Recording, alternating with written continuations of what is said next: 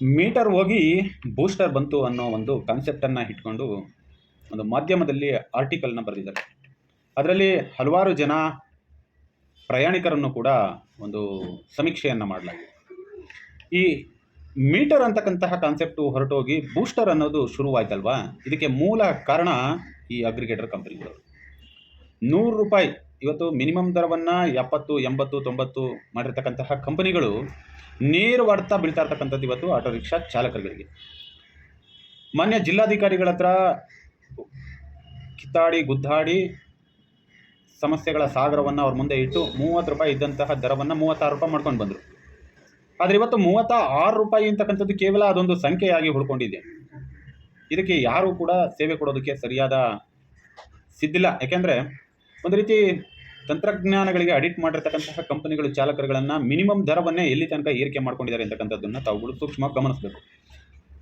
ಇವತ್ತು ಯಾಕೆ ಇಡೀ ಕಂಪನಿಗಳೆಲ್ಲವೂ ಕೂಡ ಆಟೋ ರಿಕ್ಷಾ ಚಾಲಕರ ವಿರುದ್ಧವಾಗಿ ನಿಂತಿದೆ ಅಂದರೆ ಅದಕ್ಕೆ ಮೊದಲನೇ ಕಾರಣ ಆಟೋ ರಿಕ್ಷಾಗಳನ್ನ ಹೊರಕಾಕಬೇಕು ಅಂತಕ್ಕಂತಹ ಒಂದು ಬಹುದೊಡ್ಡ ಷಡ್ಯಂತ್ರವನ್ನು ಕೂಡ ಹೂಡ್ಕೊಂಡು ಕಾಯ್ತಾ ಇದೆ.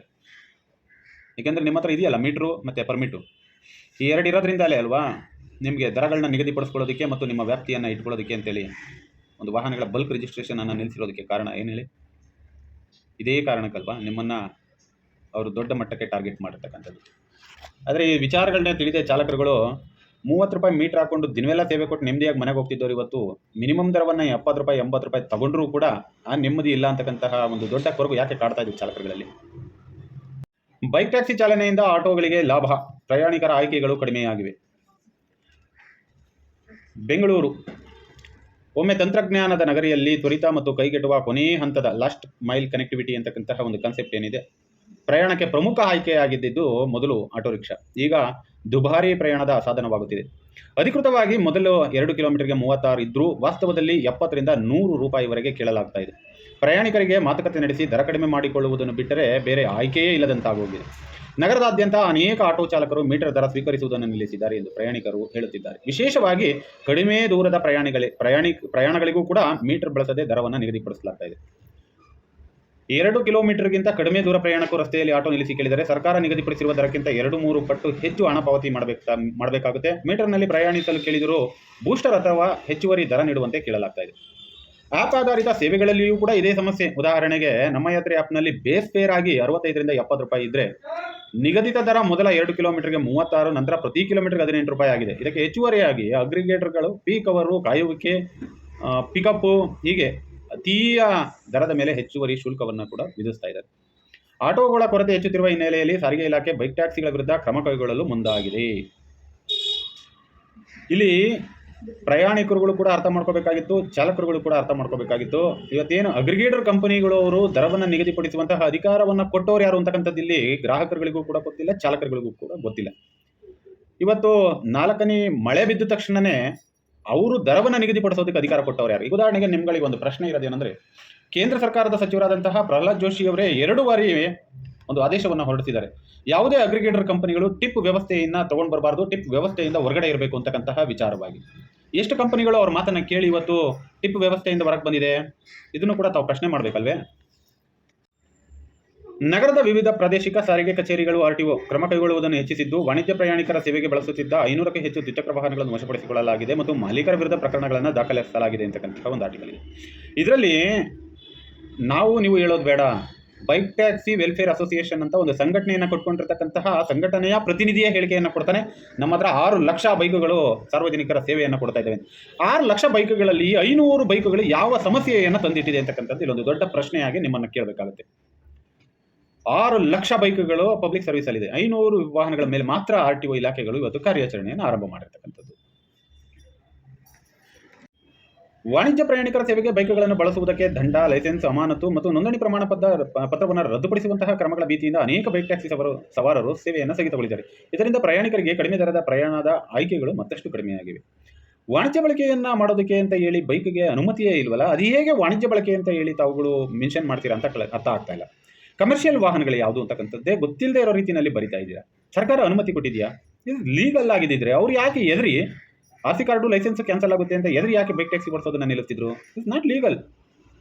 ಅದು ಲೀಗಲ್ ಆಗಿದ್ದರೆ ಮಾತ್ರ ಅದನ್ನು ಅವ್ರ ಕರ್ತವ್ಯವನ್ನು ನಿರ್ವಹಿಸೋದಕ್ಕಾಗೋದು. ಇವತ್ತು ಒಬ್ಬ ಪೊಲೀಸ್ ಅಧಿಕಾರಿ ಆಗಲಿ RTO ಆಗಲಿ ರಸ್ತೆ ಬಂದು ನಿಂತ್ಕೊಂಡ ತಕ್ಷಣ ಇರಬರ ಆಪ್ಗಳೆಲ್ಲ ಆಫ್ ಆಗ್ತವೆ. ಯಾಕೆ ಅಷ್ಟೊಂದು ಕಡಿಮೆ ಆಗುತ್ತಾ ಮೀಟ್ರು? ಬೈಕ್ ಟ್ಯಾಕ್ಸಿಗಳ ಲಭ್ಯವಿಲ್ಲದ ಹಿನ್ನೆಲೆಯಲ್ಲಿ ಆಟೋ ಚಾಲಕರಿಗೆ ಹೆಚ್ಚಿನ ಚೌಕಾಶಿ ಮಾಡುವ ಶಕ್ತಿ ಬಂದಿದೆ ಎಂದು ಪ್ರಯಾಣಿಕರು ಹೇಳ್ತಾರೆ, ವಿಶೇಷವಾಗಿ ಕಡಿಮೆ ದೂರದ ಪ್ರಯಾಣಗಳಲ್ಲಿ. ಅದರಲ್ಲೂ ಒಬ್ಬರು ಮಾರ್ಕೆಟಿಂಗ್ ಮ್ಯಾನೇಜರ್ ಒಬ್ಬರು ಹೇಳಿಕೆಯನ್ನು ಕೊಟ್ಟಿದ್ದಾರೆ. ನಾನು ಸಾಮಾನ್ಯವಾಗಿ ಬೊಮ್ಮನಹಳ್ಳಿಯಿಂದ ಜಯನಗರಕ್ಕೆ ಬೈಕ್ ಟ್ಯಾಕ್ಸಿ ಬಳಸುತ್ತೇನೆ. ಅದರ ದರ ಸುಮಾರು 110 ರೂಪಾಯಿ. ಈಗ ಅವು ಲಭ್ಯವಿಲ್ಲ. ಆಟೋ ತೆಗೆದುಕೊಳ್ಳಬೇಕಾದ್ರೆ 190 ರಿಂದ 230 ರೂಪಾಯಿ ಕೇಳ್ತಾ ಇದ್ದಾರೆ.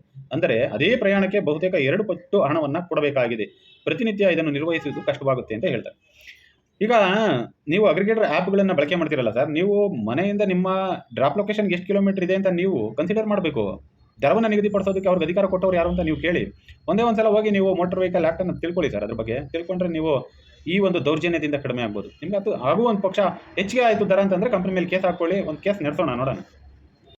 ಇನ್ನು 19 ವರ್ಷದ ಒಬ್ಬರು ಸಾಹಿತ್ಯ ವಿದ್ಯಾರ್ಥಿನಿ ಒಬ್ಬರು ಹೇಳಿಕೆಯನ್ನು ಕೊಡ್ತಾರೆ. ನಾನು ಕಾಮಾಖ್ಯದಿಂದ ಶಾಂತಿನಗರಕ್ಕೆ ಸುಮಾರು 70 ರೂಪಾಯಿನಲ್ಲಿ ಪ್ರಯಾಣ ಮಾಡ್ತಾ ಇದ್ರಂತೆ. ಆದರೆ ಆಟೋದಲ್ಲಿ ಈಗ ಸುಮಾರು 230 ರೂಪಾಯಿ ಆಗಿದೆಯಂತೆ. ಅಂದರೆ ಅಲ್ಲಿಗೆ 3 ಪಟ್ಟಿಗಿಂತಲೂ ಜಾಸ್ತಿ ಆಯಿತು. ವಿದ್ಯಾರ್ಥಿಯಾಗಿ ಬಸ್ನಲ್ಲಿ ಹೋಗುವುದಕ್ಕೆ ಹೆಚ್ಚು ಸಮಯ ಬೇಕಾಗುತ್ತದೆ ಮತ್ತು ಬೆಳಗಿನ ತರಗತಿಗಳು ಇದ್ದಾಗ ಅದು ತುಂಬ ದಣಿವಾಗುತ್ತದೆ. ಬೈಕ್ ಟ್ಯಾಕ್ಸಿ ಕೇವಲ 20 ನಿಮಿಷಗಳಲ್ಲಿ ತಲುಪಿಸುತ್ತಿತ್ತು ಮತ್ತು ವಿಶ್ವಾಸಾರ್ಹ ಕೊನೆಯ ಹಂತದ ಸಂಪರ್ಕವನ್ನು ಕೂಡ ನೀಡುತ್ತಾ ಇತ್ತು. ಸರ್ಕಾರ ಸೂಕ್ತ ನಿಯಮಗಳು, ಸುರಕ್ಷತಾ ಕ್ರಮಗಳು ಮತ್ತು ದರ ನಿಯಂತ್ರಣದೊಂದಿಗೆ ಅವುಗಳನ್ನು ಮತ್ತೆ ತರಬೇಕು. ದುಬಾರಿ ಆಟೋ ದರಗಳನ್ನು ಭರಿಸಲಾಗದ ವಿದ್ಯಾರ್ಥಿಗಳು ಮತ್ತು ಇತರರಿಗೆ ಅವು ಬಹಳ ಉಪಯುಕ್ತವಾಗ್ತವೆ. ಹೌದು, 70 ರೂಪಾಯಿ ಬೈಕ್ ಟ್ಯಾಕ್ಸಿ ಬರುತ್ತೆ ಅಂದರೆ 230 ರೂಪಾಯಿ ಆಟೋ ರಿಕ್ಷಾ ಆಗೋದಕ್ಕೆ ಸಾಧ್ಯನೇ ಇಲ್ಲ. ಏಕೆಂದರೆ ಬೈಕ್ ಟ್ಯಾಕ್ಸಿಯನ್ನು ಕಂಪನಿಯಿಂದ ಸಂಬಳ ಕೊಟ್ಟೇನು ಕೆಲಸ ಓಡಿಸೋದಿಲ್ಲ, ಅದು ಕೂಡ ಕಿಲೋಮೀಟರ್ ಬೇಸಸ್ ಮೇಲೆ ಮಾಡ್ತಕ್ಕಂಥದ್ದು. 230 ರೂಪಾಯಿ ಆಗ್ತದೆ ಅಂತ ತಾವು ಏನು ಹೇಳಿಕೆಯನ್ನು ಕೊಟ್ಟಿದ್ದಾರೆ, ಇದು ಯಾವುದೇ ಕಾರಣಕ್ಕೂ ಆಗೋದಕ್ಕೆ ಸಾಧ್ಯವೇ ಇಲ್ಲ. ಒಂದು ಪಕ್ಷ ಆದರೂ ಕೂಡ ಅದು ಕಂಪನಿಗಳ ಹೊಡೆತವಾಗಿರ್ತದೆ ವಿನಃ, ಕಂಪನಿಗಳ ದರೋಡೆ ಆಗಿರ್ತದೆ ವಿನಃ ಇದರಲ್ಲಿ ಆಟೋ ಚಾಲಕರುಗಳ ದರೋಡೆ ಇಲ್ಲೂ ಕೂಡ ಕಾಣಿಸ್ತಾ ಇಲ್ಲ. ಇನ್ನು ತಾವುಗಳು ಹೇಳಿಕೆ ಕೊಟ್ಟಂತೆ ಬೈಕ್ ಟ್ಯಾಕ್ಸಿಗೆ ಅನುಮತಿಯನ್ನು ಕೊಡಬೇಕು ಅಂತ ತಾವುಗಳು ಕೇಳಿದ್ದೀರಾ. ಒಂದೇ ಒಂದ್ಸಲ ತಾವು ಗೂಗಲ್ನಲ್ಲಿ ಹೋಗಿ ಸಾನಿ ಕೃಷ್ಣ ಅಂತಕ್ಕಂತಹ ಒಂದು ಮಹಿಳೆಗೆ ಆದಂತಹ ದೌರ್ಜನ್ಯ ಮತ್ತು ಅಪಘಾತ ಆದ ಮೇಲೆ ಕಂಪನಿ ನಡೆಸ್ಕೊಂಡಿರ್ತಕ್ಕಂತಹ ರೀತಿಯನ್ನು ತಾವು ಒಂದ್ಸಲ ಆರ್ಟಿಕಲ್ನ ಅವರು ಓದಿದರೆ ತಮಗೆ ಬೈಕ್ ಟ್ಯಾಕ್ಸಿ ಉತ್ತಮವೋ ಆಟೋ ರಿಕ್ಷಾ ಉತ್ತಮವೋ ಅಂತಕ್ಕಂಥದ್ದು ಅರ್ಥವಾಗುತ್ತೆ. ಇನ್ನು ITBT ಕಂಪನಿಯ ಟೆಕ್ಕಿಯವರು ಕೂಡ ಒಂದು ಹೇಳಿಕೆಯನ್ನು ಕೊಟ್ಟಿದ್ದಾರೆ. ನಾನು ವಾರಕ್ಕೆ 3 ದಿನ ಹೊಸೂರಿನಿಂದ ಬೆಂಗಳೂರಿಗೆ ರೈಲಿನಲ್ಲಿ ಬರ್ತಾರಂತೆ. ಕೇವಲ ರೈಲಿನಿಂದ ಬೆಳ್ಳಂದೂರಿಗೆ ತಲುಪಲು ಸುಮಾರು 45 ನಿಮಿಷ ಬೇಕಾಗುತ್ತಂತೆ. ಆದರೆ ಬೆಳ್ಳಂದೂರು ನಿಲ್ದಾಣದಿಂದ ನನ್ನ ಕಚೇರಿಗೆ 5 ಕಿಲೋಮೀಟರ್ ಪ್ರಯಾಣಕ್ಕೆ ಈಗ 200 ರೂಪಾಯಿಗಿಂತ ಹೆಚ್ಚನ್ನು ಕೇಳ್ತಾ ಇದ್ದಾರಂತೆ. ಹಿಂದೆ ಅದು 110 ರಿಂದ 120 ರೂಪಾಯಿ ಆಗ್ತಾ ಇತ್ತು. ಆಟೋ ಚಾಲಕರು ಹೆಚ್ಚುವರಿ ಬೂಸ್ಟರ್ ದರ ಕೇಳುವುದು ಅಸಂಬದ್ಧ ಅಂತ ಹೇಳಿದರು. ಯಾರು ಈ ರೀತಿಯಾದಂತಹ ಅತಿ ಹೆಚ್ಚಿನ ಹಣವನ್ನು ಕೇಳ್ತಾರೆ ಅವರುಗಳ ಮೇಲೆ ತಾವುಗಳು ಕೂಡ ಕಾನೂನಾತ್ಮಕವಾಗಿ ಕ್ರಮವನ್ನು ಕೈಗೊಳ್ಳೋದಕ್ಕೆ ಇಲಾಖೆಗಳು ಹಲವಾರು ಕಟ್ಟುನಿಟ್ಟಿನ ನಿಯಮಗಳನ್ನು ತಗೊಂಡು ಬಂದಿದ್ದಾರೆ. ಅವ್ರು 200 ರೂಪಾಯಿ ಕೇಳಿದ್ರು ಅಂದ ತಕ್ಷಣ ತಾವು ಕೊಡೋದಕ್ಕೆ ತಮ್ಮ ಕಂಪನಿಯಲ್ಲಿ ಹೆಚ್ಚಿಗೆ ಸಂಬಳವನ್ನು ಕೊಡೋದಿಲ್ಲ. ಹಾಗಿದ್ಮೇಲೆ 200 ರೂಪಾಯಿ ಕೊಟ್ಟವ್ರನ್ನ ರಿಜೆಕ್ಟ್ ಮಾಡಿರಿ, ಯಾರು ಮೀಟರ್ಗೆ ಸೇವೆ ಕೊಡ್ತಾರೆ ಅವರನ್ನು ಅಕ್ಸೆಪ್ಟ್ ಮಾಡ್ಕೊಳ್ಳಿ. ಇವತ್ತಿನ ನಿಮ್ಮ ದರಕ್ಕೆ ಬಂದರೆ 5 ಕಿಲೋಮೀಟರ್ಗೆ 90 ರೂಪಾಯಿ ಆದರೂ ಕೂಡ ಇವತ್ತು 5 ಕಿಲೋಮೀಟರ್ಗೆ ಇದೇ ಆ್ಯಪ್ ಆಧಾರಿತವಾಗಿ ಏನು ತಾವುಗಳು ಬೈಕ್ ಟ್ಯಾಕ್ಸಿ ಪರವಾಗಿ ಹೇಳಿಕೆಗಳನ್ನ ಕೊಡ್ತಿರೋ ಇಲ್ಲ ಆಟೋ ರಿಕ್ಷಾಗಳ ಪರವಾಗಿ ಹೇಳಿಕೆ ಕೊಡ್ತೀರೋ ಅದು ನಮಗೆ ಗೊತ್ತಿಲ್ಲ. ಆದರೆ ಇದೇ ಬೈಕ್ ಟ್ಯಾಕ್ಸಿಗೆ ದರವನ್ನು ನಿಗದಿಪಡಿಸೋರು ಯಾರು, ಇದೇ ಆಟೋ ರಿಕ್ಷಾಗಳಿಗೂ ಕೂಡ ದರವನ್ನು ನಿಗದಿಪಡಿಸೋರು ಯಾರು? ಎರಡಕ್ಕೂ ಕೂಡ ದರವನ್ನು ನಿಗದಿಪಡಿಸ್ತಕ್ಕಂಥದ್ದು ಇದೇ ಅಗ್ರಿಗೇಟರ್ ಅಂಡರ್ನಲ್ಲಿರ್ತಕ್ಕಂತಹ ಸಂಸ್ಥೆಗಳ ವಿನಃ ನಾವು ನೀವಲ್ಲ ಸರ್. ಇನ್ನೂ ಒಬ್ಬರು ಟೆಕ್ಕಿಯವರು ಹೇಳಿಕೆಯನ್ನು ಕೊಡ್ತಾರೆ. ಕಳೆದ 2 ವಾರಗಳಲ್ಲಿ ಆಟೋ ದರಗಳು ತೀವ್ರವಾಗಿ ಏರಿಕೆಯನ್ನು ಕಂಡಿವೆ. ಸಾಮಾನ್ಯವಾಗಿ ಸೀತಾರಾಮನಪಾಳ್ಯದಿಂದ ಬ್ರೂಕ್ಫೀಲ್ಡ್ವರೆಗೆ ನನ್ನ ಕಚೇರಿಗೆ ಹೋಗುತ್ತೇನೆ. ಮೊದಲು 48 ರಿಂದ 50 ರೂಪಾಯಿ ಇದ್ದ ದರ ಈಗ ಸುಮಾರು 70 ರೂಪಾಯಿಗೆ ಏರಿಕೆಯಾಗಿದೆ. ಹೆಚ್ಚಿನ ಆಟೋ ಚಾಲಕರು ಮೀಟರ್ ಬಳಸುವುದಿಲ್ಲ, ಪ್ರಯಾಣಿಕರನ್ನು ಚಾಲಕರ ಕೃಪೆಗೆ ಬಿಟ್ಟಿದ್ದಾರೆ. ಸರ್ಕಾರ ಚಾಲಕರ ಬೇಕಾಬಿಟ್ಟಿಯಾಗಿ ದರ ವಿಧಿಸುವುದನ್ನು ತಡೆಯಲು ಮೂಲ ದರ ಅಥವಾ ದರ ನಿಗದಿ ವ್ಯವಸ್ಥೆಯನ್ನು ಜಾರಿಗೊಳಿಸಬೇಕು ಅಂತ ಹೇಳಿ ಕೇಳ್ಕೊಂಡಿದ್ದಾರೆ. ಸರ್, ಆಲ್ರೆಡಿ ದರವನ್ನು ನಿಗದಿಪಡಿಸುವ ವ್ಯವಸ್ಥೆ ಆಲ್ರೆಡಿ ರನ್ನಿಂಗಲ್ಲಿದೆ. ಆದರೆ ಸರ್ಕಾರದ ಹಿಡಿತದಲ್ಲಿ ಅಗ್ರಿಗೇಟರ್ ಕಂಪನಿಗಳಿಲ್ವಲ್ಲ, ಇದನ್ನು ಯಾರಿಗೆ ಹೇಳ್ಬೇಕು ನಾವು? ನಮ್ಮ ಕಷ್ಟನಾ? ಇವತ್ತು ಕೇವಲ ನಿಮ್ಮ ಒಂದು ಅದೃಷ್ಟ ಅಂತ ಅನ್ಕೋಬೇಕು. 70 ರೂಪಾಯಿಗೆ ನಿಮಗೆ ಒಂದು ಆಟೋ ಬುಕ್ ಆಗ್ತಾ ಇದೆ ಅಂತಂದರೆ ಸರ್, ಇದೇ ಕೆಲವು ಸಂದರ್ಭಗಳಲ್ಲಿ ಇದೇ ಕಂಪನಿಗಳವರು 105-100 ರೂಪಾಯಿ ತನಕಲ್ಲೂ ಕೂಡ ಬಿಲ್ಲಿಂಗನ್ನು ಮಾಡಿಕೊಂಡು ಚಾಲಕರುಗಳ ಹತ್ರನೂ ಲೂಟಿ ಹೊಡೆದು ಕಂಪನಿಗಳಲ್ಲೂ ಕೂಡ ಲೂಟಿ ಹೊಡೆದು ನಿಮ್ಮಂಥವ್ರ ಹತ್ರನೂ ಕೂಡ ಲೂಟಿ ಹೊಡೆಯುವಂತಹ ಒಂದು ದೊಡ್ಡ ವ್ಯವಸ್ಥೆ ಇದೆ. ಆ ವ್ಯವಸ್ಥೆ ವಿರುದ್ಧವಾಗಿ ಹೋರಾಟವನ್ನು ಮಾಡಬೇಕು ವಿನಃ ಕೇವಲ ಆಟೋ ಚಾಲಕರುಗಳ ವಿರುದ್ಧವಾಗಿ ಹೋರಾಟವನ್ನು ಮಾಡಬೇಕಾದಲ್ಲ ಸರ್. ಈ ಹಿಂದೆ ಬೈಕ್ ಟ್ಯಾಕ್ಸಿ ಬಳಸುತ್ತಿದ್ದ ಪ್ರಯಾಣಿಕರು 30 ರಿಂದ 50 ರೂಪಾಯಿ ಲಭ್ಯವಿದ್ದ ಬೈಕ್ ಟ್ಯಾಕ್ಸಿ ಬದಲಿಗೆ ಆಟೋವನ್ನು ತೆಗೆದುಕೊಳ್ಳಬೇಕಾದ ಅನಿವಾರ್ಯತೆಗೆ ಸಿಲುಕಿದ್ದಾರೆ. ಆಯ್ಕೆಗಳು ಕಡಿಮೆ ಆಗಿರುವುದರಿಂದ ವಿಶೇಷವಾಗಿ ಕಡಿಮೆ ದೂರದ ಪ್ರಯಾಣಗಳಲ್ಲೂ ಕೂಡ ಆಟೋ ಚಾಲಕರಿಗೆ ಹೆಚ್ಚಿನ ಚೌಕಾಸಿ ಶಕ್ತಿ ಬಂದಿದೆ ಎಂದು ಪ್ರಯಾಣಿಕರು ಹೇಳುತ್ತಾರೆ.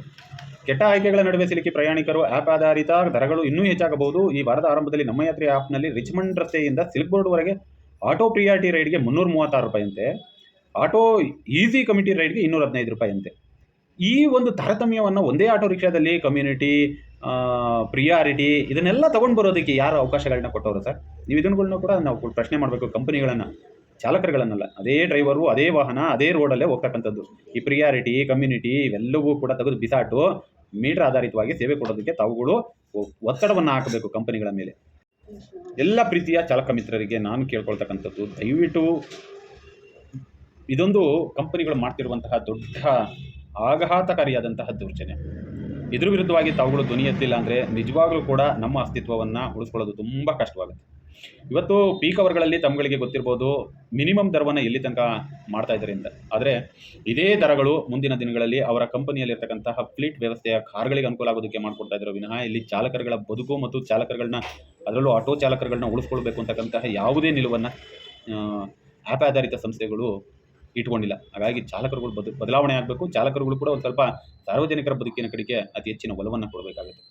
ಇನ್ನು ಕೊನೆಯದಾಗಿ ಸಾರಿಗೆ ಸಚಿವರಾದಂತಹ ರಾಮಲಿಂಗಾರೆಡ್ಡಿ ಅವರ ಸ್ಥಾನದಲ್ಲಿ BN ಭೈರತಿ ಸುರೇಶ್ ಅವರನ್ನು ಪ್ರಶ್ನಿಸಿದಾಗ ಚಾಲಕರು ಮತ್ತು ಅಗ್ರಿಗೇಟರ್ಗಳು ಅತಿಯಾದ ದರವನ್ನು ವಿಧಿಸುತ್ತಿದ್ದಾರೆ ಎಂಬ ದೂರುಗಳ ಕುರಿತು ಅವರು ಬೈಕ್ ಟ್ಯಾಕ್ಸಿ ವಿಚಾರ ಈಗ ಸುಪ್ರೀಂ ಕೋರ್ಟ್ನಲ್ಲಿದೆ, ಅದಕ್ಕೂ ಮುನ್ನ ನಾನು ಯಾವುದೇ ಪ್ರತಿಕ್ರಿಯೆಯನ್ನು ನೀಡುವುದಿಲ್ಲ ಎಂದು ಹೇಳಿದ್ದಾರೆ.